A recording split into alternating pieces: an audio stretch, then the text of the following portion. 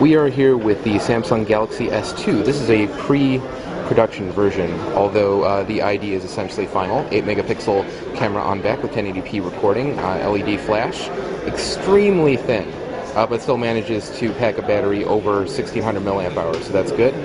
This is a just under 4.3 inch Super AMOLED Plus display, and it is extremely bright, although for the purposes of this video we have the brightness turned all the way down, so you can't get a good sense of that, but trust me when I say that it is extraordinarily bright.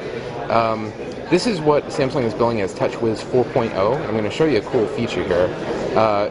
They've essentially brought back the widget drawer, which you might remember from very early versions of TouchWiz. If I bring up the widgets here on the home screen, we can get sort of a slider across the bottom that has some cool 3D effects. You can choose what widget you want, and there might not be room on the screen. 1 second.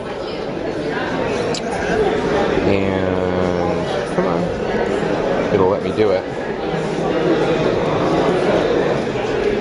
There we go. And you pick where you want to drop it, highlights the area that it's going to take up on the screen, which is nice, you know ahead of time. And boom, there it goes.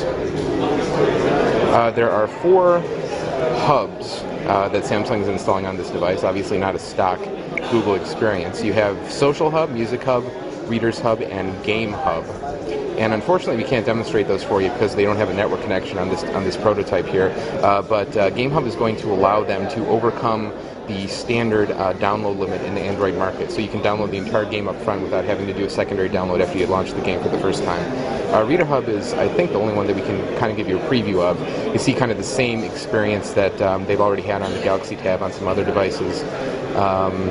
The wood paneling in the background, sort of a library effect.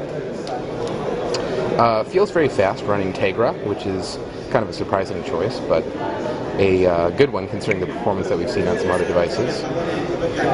And that's about it. So that is a quick look at the Samsung Galaxy S2 launching later this month in Europe and Asia, and hopefully later in North America, although Samsung hasn't made any announcements yet.